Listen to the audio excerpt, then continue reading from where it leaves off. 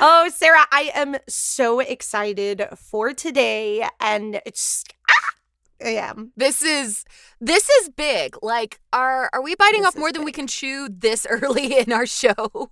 Oh, for sure. I'm convinced we are, but we're gonna do it anyways. And guys, welcome to our first 2-part series where we deep dive into the Monkey King.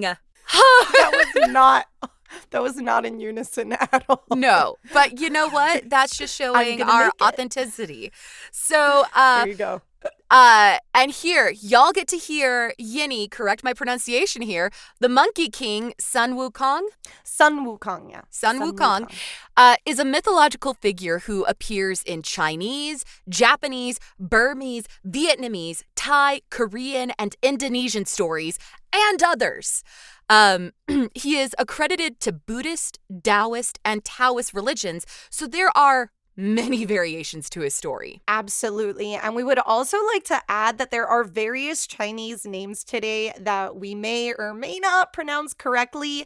Please bear with us.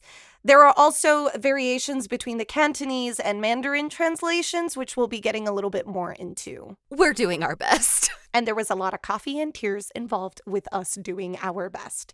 But today, we will be going back and forth with the tales of the Monkey King, or MK for short, through 2 versions. I will be telling you the story through The Myths and Legends of China by E.T.C. Werner. And I'm going to be telling you the story through Journey to the West by Cheng'en, which we are also having my hottie hot partner, Alex. Pumbaa, not in front of the kids. Sorry. Help us with some of the famous lines the Monkey King says throughout his journey. And he will be saying them in Cantonese, and we will be translating them into English for all of you to understand. Yes, and for us to understand too. Exactly. So, that's great. So let's get into it real quick. So the Monkey King, or Sun Wukong, originates from the Song Dynasty era, which is around the 16th century. He appears in Wu Shang'an's novel Journey to the West, which now would be a good time to also point out that this is actually an educated guess, since Journey to the West was actually written anonymously and then published in 1592. The reason for Wu Shang'an's anonymity was due to fictitious works and vulgar literature being frowned upon during that time. By vulgar literature, we mean literature written in the common tongue of the everyman, as opposed to more You see? You could tell that Sarah wrote this sentence because there is no way I am not as poetic in wording this as she We is. can rephrase it. As opposed to more formal prose that acquired academic training to understand, including one that Yenny did not take. So, because I can't even say that word. So that's a little bit of just very topical history on the novel Journey to the West. And then my source, Myths and Legends of China by E.T.C. Werner, was roughly published around 1922. E.T.C. Werner, or Edward Theodore Chalmers Werner, was a British diplomat, sociologist, and writer who served as a diplomat to the Qing dynasty, stationed in Peking, now modern-day Beijing. After he retired from his diplomatic duties, he resided in Peking and worked with the Peking Union Medical College and Peking University. He was fascinated with the myths, legends, and religions of the Chinese people and saw that their spiritual beliefs were inseparable from their daily lives. He wrote Myths and Legends of China to help his English-speaking contemporaries understand, in part, the significance of the supernatural stories that were so important to these Chinese people. In his book, he did lament that there were certain cultural significances that he would not be able to translate / get across to his readers. Sort of a literal, you had to be there. Yeah, you had to be there. And funny enough, this also happens in Journey to the West because there has been different translations of the books later on. And the problem is that it's very difficult to change from one language to another and still keep the meaning. That happens in Spanish too. Yeah. There's like terms that we say in Spanish that when you say it in English, it makes absolutely no sense. And it loses that poetic feel to it. Mm-hmm. Or in essence, the real translation or what we're trying to say. Well, and the fact that in translating any language to another, there really is not a one-to-one exact translation. So things just get lost. Yeah, they get lost. So we're doing our best. Sarah and I are going to be flipping from E.T.C. Werner's to Wu Shang'an's version back and forth and just seeing where they all kind of tie together because at the end of the day, it all does tie together.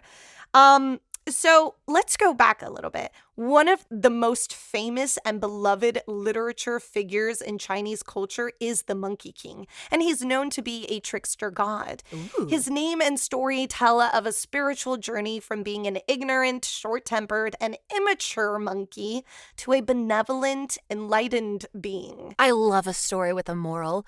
However, yes, I think he still has some trickster proclivities because Yenny, he's been messing with my equipment all this morning. All day. We have been trying to record this for about like an hour and 30 minutes, and we just started because the Monkey King definitely wanted to play some games before we started this. Yeah, aside from just going over our notes to make sure, hey, does this look accurate? Does this look respectful and everything? My camera started malfunctioning. Not that that matters to you, our dear listener, because this is an audio format. But we're trying to look at each other's beautiful faces while we're doing the story. And then my audio cut out, and then it was just sort of a, well? It was a time. We had to prove that we wanted to do this, and I think we have we've appeased the Monkey King. We've hopefully. Appeased the Monkey King. It's all for you, Sun Wukong. It's all for you. So speaking of Sun Wukong, he was born on Mount Huagao, which in some stories is also called Huakuoshan, or the mountain of flowers and fruit, which just sounds like a lovely spiritual retreat. I love that. Actually, I like that one too. I want to go there. Right? And he is said to appear like a macaque. Macaque? Macaque. I think macaque, he is said Macaque. Yeah. Macaque? Yes. Okay. Make it sound like a hairball. Macaque. And is said to appear like a macaque monkey. Which upon opening, tell me. Wait, aren't those the monkeys that like sit in the little hot springs? They are. They're so cute. I can totally imagine him doing that too. He's I love sitting those in his spring, like, yeah, I'm the Monkey King. What's it to ya? Yeah, so upon opening his eyes, gold beams shot through all the way up to heaven, startling the Jade Emperor. Ooh. The Jade Emperor didn't think much of this, and his poor judgment would definitely come back to bite him in the banana. Get it? Yeah. Uh-huh. Banana. Uh-huh. Is this a little too sexual? Maybe it is. I didn't think of this. No, you're good. We're not implying. Okay, It's fine. Yeah, maybe he was eating a banana. He was eating a banana. Fell. It was on his breakfast fruit platter. Stop. Instead of would definitely come back to bite him in the banana, would definitely come back and make him slip on a banana peel. I don't know. Moving on.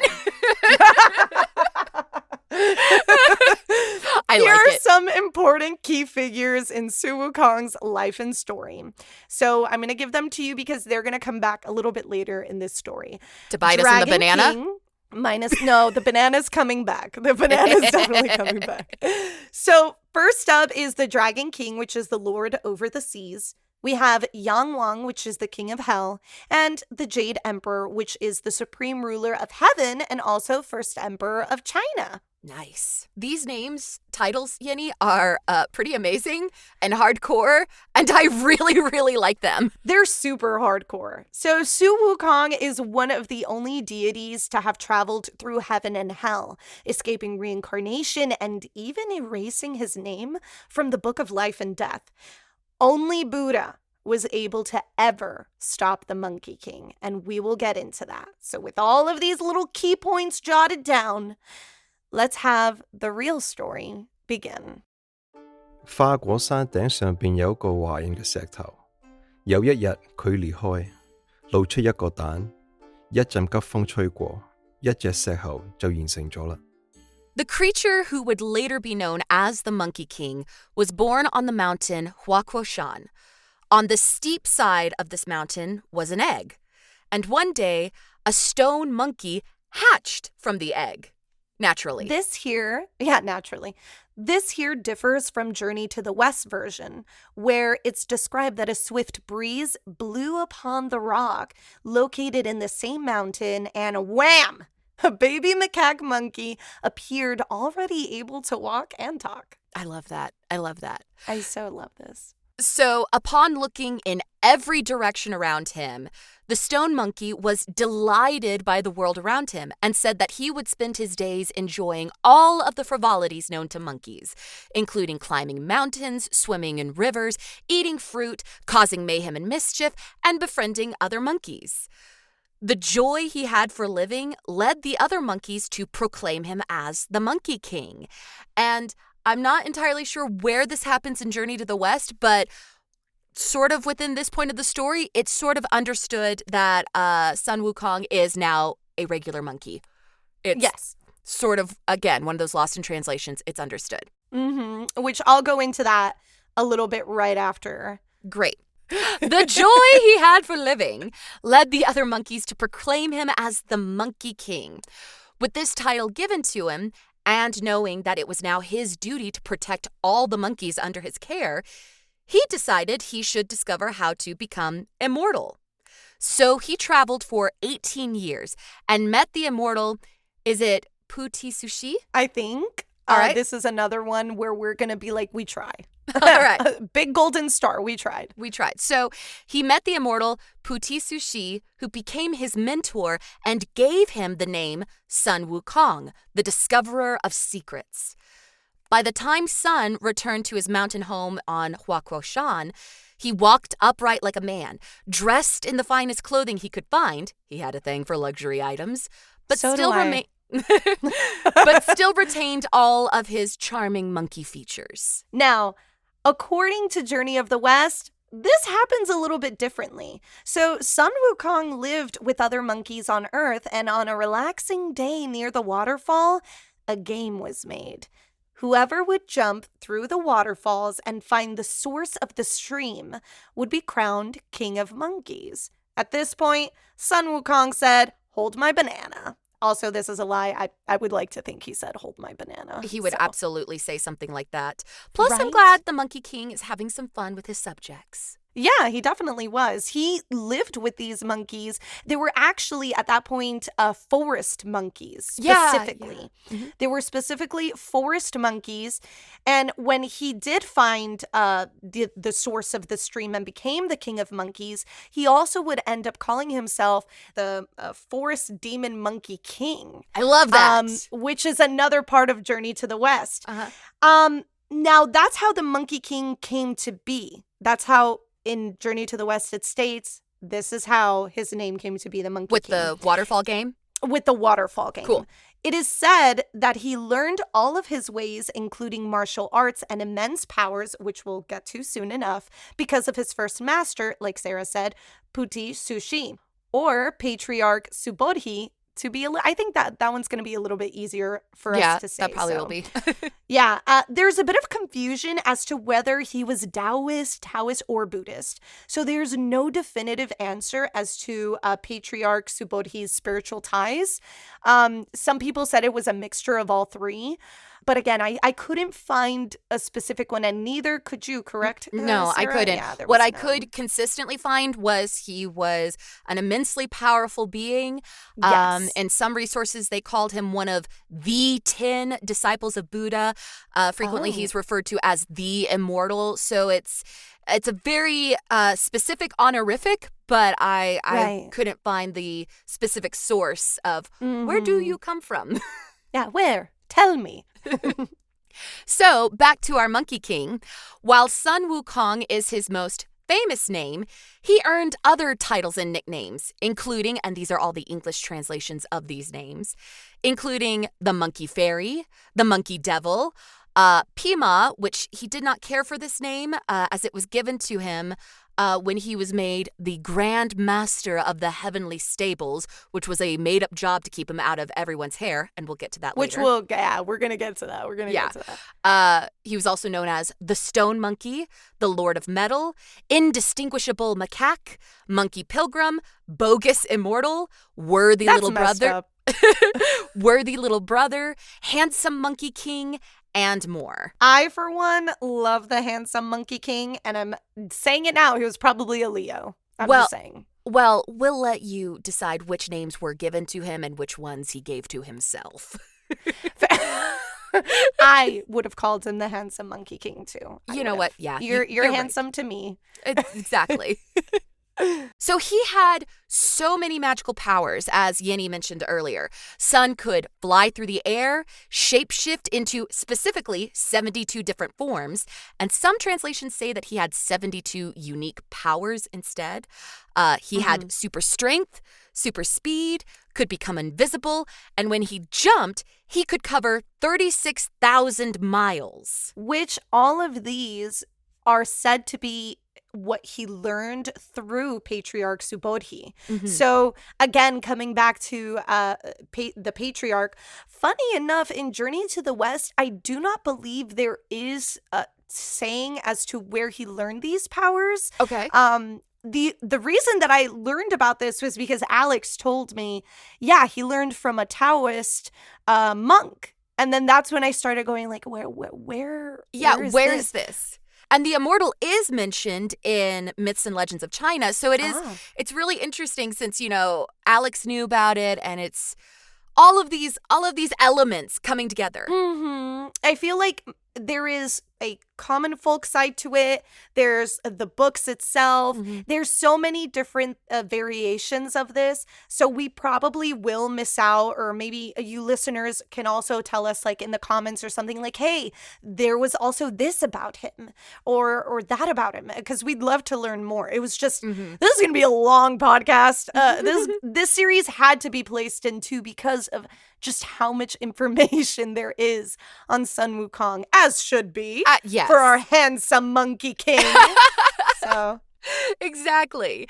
And so our handsome monkey king organized his 47,000 monkeys into an army that was very fearsome. He wielded a magical iron rod as his weapon. In some stories, it was given to him by the Dragon King. And then some stories, he actually stole it from the Dragon King. So again, we have these two variations where we really don't know if the iron staff was given or it was all a trick in the beginning. So maybe it was given to him, but it was all because of a trick. And we'll go a little bit more into the staff itself, because that staff is said to be created in creation's dawn. So the staff is all mighty, and one of the biggest reasons why Sun Wukong was so strong too was because of his staff. So we'll get into that. Yes, it was basically this legendary weapon. But yes, so as Yenny said, in some stories it was given to him by the Dragon King. In others, he stole it from the Dragon King. And in other stories yet, the Dragon King helped him steal it from other ocean kings. Crazy. And it said that the kings of the sea hated Sun so much, they begged the kings of hell to take him away. And when Sun got drunk at a party, the kings of hell did just that. When Sun woke from his drunken stupor, he was so angry his soul had been abducted that he began destroying anything he could get his hands on and causing just havoc in general. When he found the register of the living and the dead, he tore out the pages that had his name on them, as well as the pages that had the names of all of his monkey subjects, thus giving him immortality against hell. Now, in Journey to the West, MK went on to go on many more battles after getting his staff and everything. But, like all mortals, the time came for Yang Wan, which is the king of hell, to collect his soul. Obviously, MK had other plans. He tricked the king of hell into letting him return to Earth without reincarnation. Big gasp here. Whoa. Of course, instead of accepting this one trick as being successful, MK's like, no. there's a little bit more I'm going to do here. He peeked into the book of life and death and quickly erased his own name and that of his forest monkey family, making them all immortal. So I would gasp. Which I would love to say the Monkey King is many things. And at this point in his story, he is immature. He is a trickster. But he's also very loyal to his friends and family. And that's something that we must all keep in mind for the second part of this series. He is very loyal to his subjects. And I don't even think he would think of them as subjects. I think it was all just family. And he even had children at this point. Consistently in his story, he's always looking out for the welfare of the monkeys. Yes. At this point, when Yang Wan found out about this, he could not handle how a mere monkey had tricked him so many times and knew he had to let the Jade Emperor know. He was also, rightfully so, worried about a monkey causing havoc on the balance of life itself, because you just can't waltz right in and erase your name. Unless you're the handsome Monkey King. Exactly. and skipping reincarnation. So, I mean, yes. We're throwing the entire nature of the world off of balance. Yes. So, we now know how Sun Wukong gained his immortality against hell. Well, now he wanted immortality against heaven. Of course. Why not? Right? Double indemnity. So, Yu Huang, the Jade Emperor, who is the supreme ruler of heaven, and the other kings of heaven heard of Sun's desires to become entirely immortal, and they'd heard Yang Wang's complaints. So they summoned Sun up to their manors in heaven and granted him the title of Grand Master of the Heavenly Stables as a way to keep him distracted. In other words, the trickster god was tricked.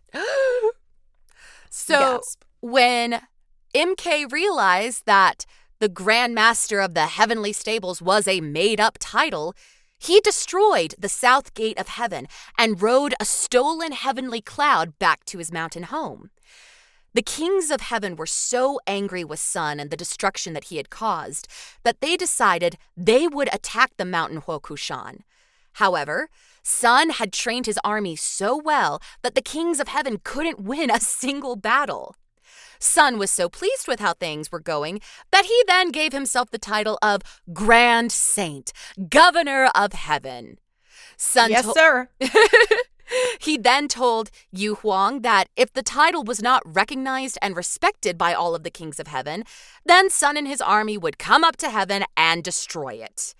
Yu Huang and the other kings of heaven yielded, and Sun became the grand superintendent of the heavenly peaches, the fruit which granted immortality.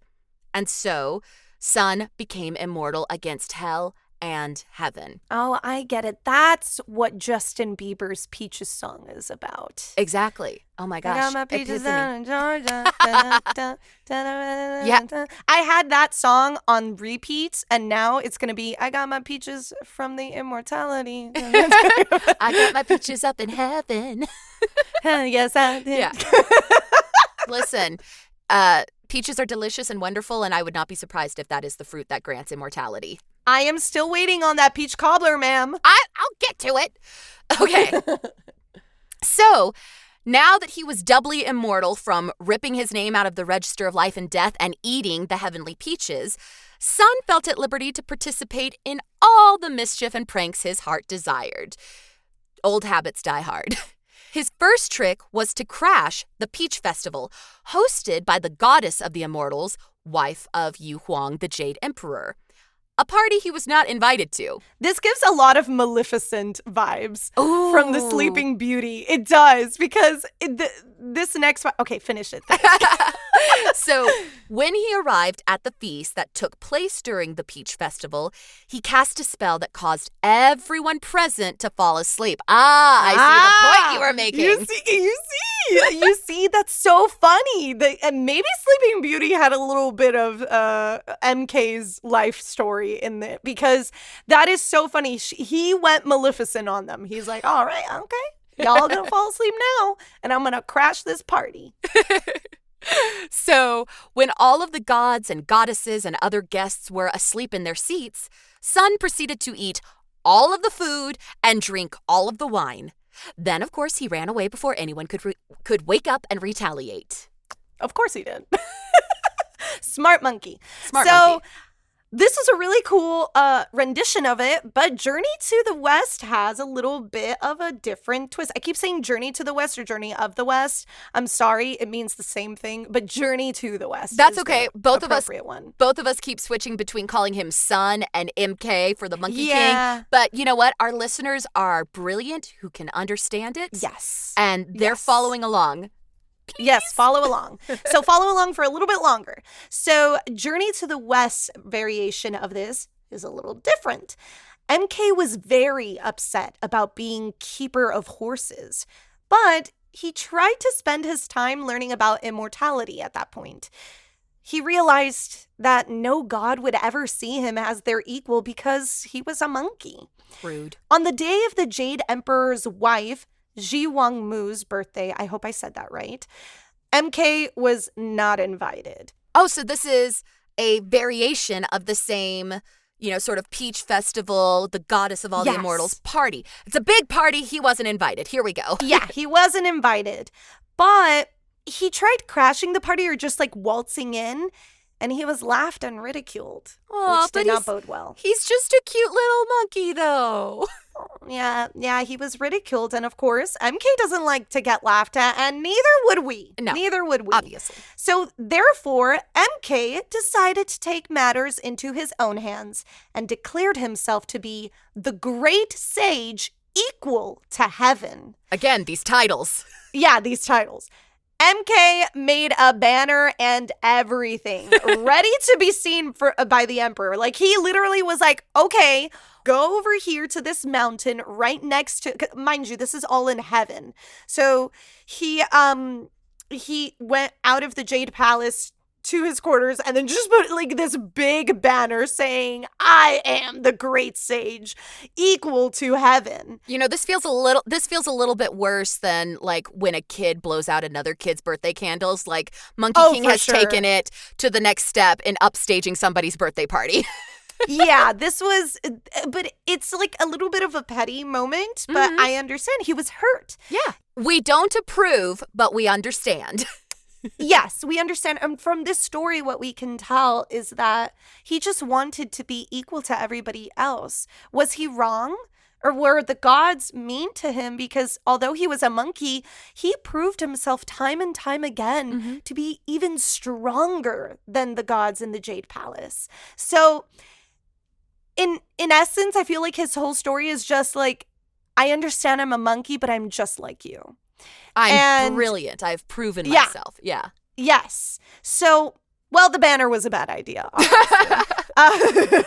the Jade Emperor sent out a battalion to arrest him for his insolence, but MK defeated them all. And the last moment when he finished fighting and defeating the last person in the battalion, he shouted, 記得我個名，齊天大聖孫悟空。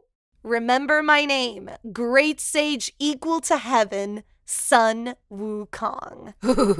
But alas, the Jade Emperor had to give it to MK. That monkey talked the talk, and he certainly walked the walk. So, begrudgingly, the Jade Emperor recognized MK's power and promoted him to guard his wife's peaches of immortality. Again with the peaches. But hold on. From guarding horses to guarding peaches? Excuse me? Sun Wukong said, nah, fam, enough is enough. The final act of defiance came when MK ate all of those tasty peaches in Jiwangmu's garden. Okay, so he is a bit rude and a bit ungrateful and has some issues, but I'm still rooting for him, okay? I'm rooting for him too. I mean, eat them damn peaches at this point in time, because it is a sort of slap in the face. Oh, okay, so now you're gonna make me guard peaches? Like, right. That's like, I just showed myself to you, and you're like, okay, right. Guard the tree, So the Jade Emperor, rightfully so, was furious, and then sent not one, but 2 battalions to end MK. And our handsome Monkey King defeated them all. Wow. MK really thought he had it in the bag at this point. Wow. Yeah. So, with all of these battles and all of these conflicts and, with Sun Wukong coming up and just in general causing havoc, that's like his word of the day. The gods were so angry at Sun's rudeness that they decided to rally all of their forces and descend upon the mountain of Huaquoshan and capture the Monkey King. They were thinking, okay, we've tried this, on our own and everything, but if we get all of us together, maybe we can defeat this guy. Which, side note, imagine that. He is Right. that powerful. He's Right. that powerful that all the gods figured they need to work together to try to defeat him. They're just not taking this guy seriously. I mean, come on. No. Yeah. So they descend upon the mountain. A great battle ensues. The Monkey King's forces versus the Kings of Heaven's forces. And after a long battle involving a magical net that was cast over the entire mountain, Sun shape-shifting and escaping the net, the nephews of the Jade Emperor using a devil-finding mirror so that they could see through magical illusions to locate Sun, and a magic ring being chucked at Sun to make him trip, and a celestial dog biting Sun on the calf, the Monkey King was finally captured. Well, it took some time. It took some time. And look at all the things that the Kings of Heaven had to use to capture one little monkey. Yeah, which is, the reason why the Jade Emperor wasn't exactly happy to be tricked by a monkey. I don't think anyone was. And again, this brings back the whole thing where don't judge a book by its cover. Yes, he's a monkey, but he will beat all of you. Exactly. He was brilliant. Brilliant! Yes, brilliant. So, the Monkey King has been captured. Sun was taken up to heaven, where Yu Huang sentenced him to death. No, But of course, there was a problem with this sentence. of course. Yu Huang was enraged when neither weapons, fire, or lightning could hurt Sun, and demanded of his nephews what was going on. The nephews then reminded him that Sun had eaten the heavenly peaches and ripped a page out of the Register of Life and Death. But one of the nephews, Lao Chun, devised a plan. Sun would be thrown into Lao Chun's magical furnace for 49 days, with the furnace blazing as hot as it could go, until Sun was cooked down to his barest elements, which in theory would separate the heavenly peaches from his system. So it was done. Yeah, that's a bit much, don't you think? I also want to point out the specific numbers. 49? And yeah, let me just check something real quick. Oh, yeah. What does 49 days mean? What is a 49-day theory? So, actually, from the magic of Google, 49 days in Buddhist terms is the length of time that is spent in bardo, which is the state between death and rebirth. Oh, so Funny. it's Really kind of like interesting. limbo, It's kind of like a limbo. which is really interesting considering the Monkey King has totally bypassed limbo and reincarnation and everything. Ooh, we cracked the code. We cracked it. However, despite how horrible 49 days in a absolutely blazing horrible. hot furnace sounds, Absolutely. there was hope for the Monkey King. Very few guards were posted around the white-hot furnace, naturally, and Sun was able to open the lid of the furnace and climb out. Wielding his magical iron rod, which had shrunk in size so he could hide it on himself when he was captured, he raged against Lao Chun, Yu Hong, and all the other heavenly dignitaries who were present. I would actually like to also make a comment again about MK's staff of creation that he got from the Dragon King was also one that he could transform to as small as a needle or tall enough to reach the heavens and earth. So this again brings this whole kind of like spiel about how crazy this staff was and how much power it has, which we are going to get a little bit more into it in the second part of this series. I think we're just gonna take a few moments to just describe it, really learn about all of its powers and stuff, because it is such a cool weapon that is just amazing. And it is part of why, like I said before, Sun Wukong was so powerful. A lot of this came from that staff that was created in the dawn of creation. Well, and there's a reason that the kings of the sea were angry when it was taken. So Yes. that makes so much sense. And it's going to be great when we discuss this. However, Yes. we are still on his escape from the furnace. Yes. So after he had opened the lid and climbed out, he yelled at all the heavenly dignitaries that were there and threatened to destroy heaven and kill everyone who lived there. Yu Huang was so scared at this point that he finally called Buddha to help. Oh, yeah. Finally called Buddha, because I feel like at this point he's like, I cannot believe that a monkey is this powerful and mischievous, and like the shame. Because that's what I feel like is happening here. He is ashamed that he cannot beat a macaque monkey. Oh, absolutely. Like that this is humiliating and frightening, which just sounds like a terrible combination of emotions. So, Buddha arrived, asking Sun what all the fuss was about. And Sun, full of anger and arrogance, told Buddha that he believed that he, the Monkey King, should be the highest god of the heavens. He told Buddha that he was more than qualified, as he was super fast, super strong, could shapeshift, was a master strategist, was king of all the monkeys, had won wars against heaven, and was already immortal.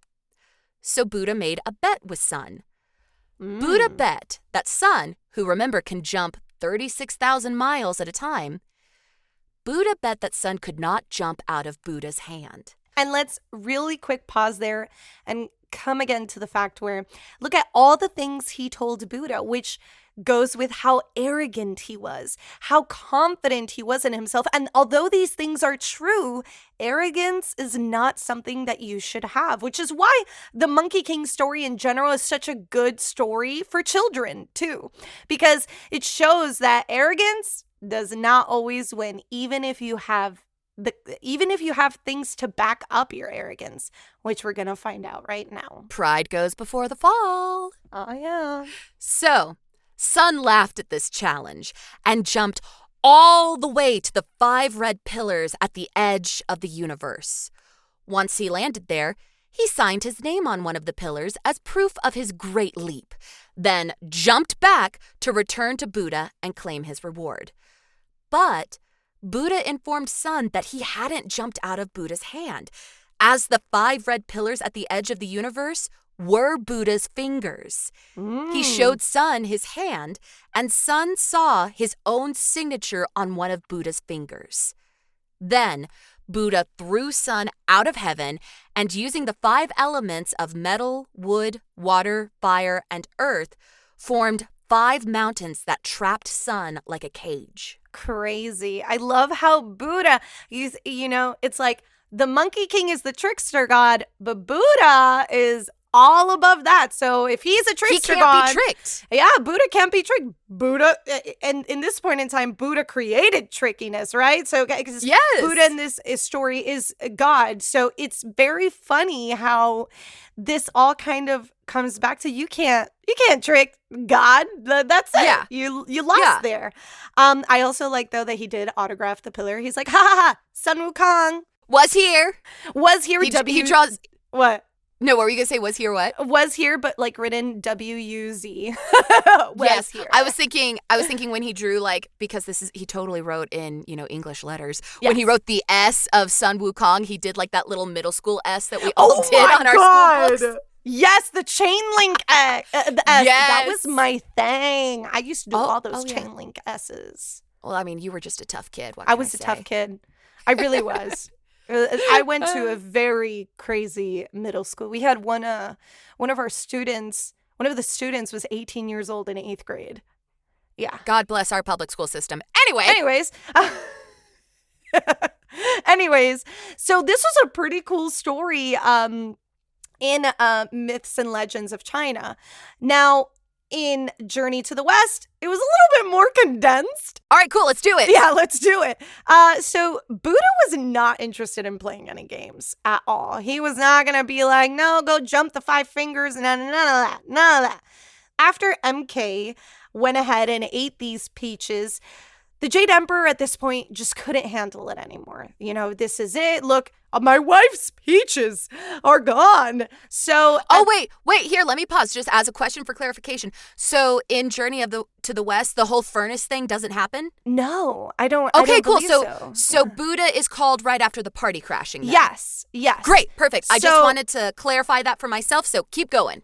Yeah. So I would like to say that it wasn't included, this furnace part, when I was doing my research on it. None of that came out. It could be that the research was condensed, so I don't want to be like, absolutely not, it wasn't in a Journey to the West, but I did not see it. Which, if it is, please someone let me know in the comments below. But for the Jade Emperor, because of the peaches being eaten and then, you know, the Monkey King just wreaking so much havoc. His wife's party being ruined. Yeah, like everything was bad here. So he went to Buddha and begged Buddha to intervene, explaining that this monkey is disrupting the balance of life. And again, ate my wife's peaches. Buddha intervened, immediately banishing Sun Wukong from heaven and pinning him under a mountain instead of between mountains to have Nice. him reflect on his actions. Well, of course, Buddha knows what he's doing, right? Yeah, So yeah. this is all kind of, Buddha knew that then later on, 500 years after being pinned under this mountain, a traveling monk by the name of Tanzang Zhang found him. Tang would only aid Sun Wukong if he agreed to repent for all of his wrongdoing and become the monk's disciple. Which, at first, Sun Wukong said, absolutely not. I'm not doing that. But then again, he's been there for 500 years. And so when Tang... I'm like, that's a lot of alone time. Yeah, that's a lot of time to repent. Which we'll get into if he did feel like repenting during those 500 years or if he was doing something else. Are you saying that this would be the start of his like spiritual journey? Yes. His character growth? Yes. So at this point in time, the monk was walking away and then Sun Wukong said, wait. Fine, I will be your disciple. Remember, the Monkey King doesn't want to be under anyone. So this No. is something that's starting, like you said, this is the kickstart of our beloved, handsome Monkey King's spiritual journey. Which we will get into in the second part of this series. Yes, because this is already getting way past our time, our usual time. I mean, sometimes we are going to go a little bit over, but we're going to try to condense it. But if we did all of the Monkey King in one episode, y'all get so sick of our voices. For sure. I'm certain it would be like a 2-hour episode, which we're not going to do that. So some cool stuff, though, as we're jumping into the second part of the series. His Japanese name is actually Son Goku. Sound familiar? That's because... Wait a minute. Oh, yeah. That's because Dragon Ball Z took the ideas from the Monkey King story. Goku is a mixture of Sun Wukong, Jackie Chan, and Bruce Lee. I love this, especially since while I was doing my research and at one point when you and I were talking on the phone, sort of collaborating a little bit, my husband Jared was sitting right next to me and I had you on speakerphone, naturally. And while we're talking about everything, he pulled up a little picture of Kid Goku with his little monkey tail and everything and just held it in front of me and he goes, like this? Yeah. So yeah, it's super, we love super that cute. connection. Actually, I think Dragon Ball Z's like first episode with Kid Goku, you see him in the mountain. So yeah, I think so. Yeah. it's all kind of like a variation of the Monkey King story, which goes on to like a lot because I never finished Dragon Ball Z, but I know. Oh yeah, it keeps going. going. A lot like the Monkey King story. A lot like the Monkey So- King story. There is also a game that just was released this past August, and it's called Black Myth Wukong, where you play as the Destined One, tasked to uncover the truth behind the legend that is Sun Wukong. Be prepared to encounter some tough battles and also see some familiar characters that have been spoken about on today's episode. A little secret, there is an important character that we'll be discussing next week that's also in the game. Have fun! So fear not, dear listener. Your homework is not to watch all of Dragon Ball. No, you're also not being asked to play all of Black Myth Wukong, but I will say I've been playing it and it is super fun. But I've died a gazillion times. Unless that's what you're into, but you don't have to do that for us. But here is your siren call for this episode. Go and watch a few episodes of the Journey to the West TV series, which are free on YouTube and dubbed in English. Is this a series from 1996? It says on YouTube 1986. Why do I know so much? It's because Alex made me watch all of A Journey to the West, to the West. West. I thought you said West. SpongeBob. Okay. I had to watch all of these at 7 a.m. in Cantonese. There was no dub. He made me watch these in Cantonese throughout our time during COVID. So I dreamt about this show for weeks, guys, because he would just wake up and he's like, let's watch The Monkey King. And I'm like, I don't understand any of this. But the cool thing about language and film in general, and music and all that stuff, is that you don't need to understand to kind of gauge what it's about, especially when you're watching it.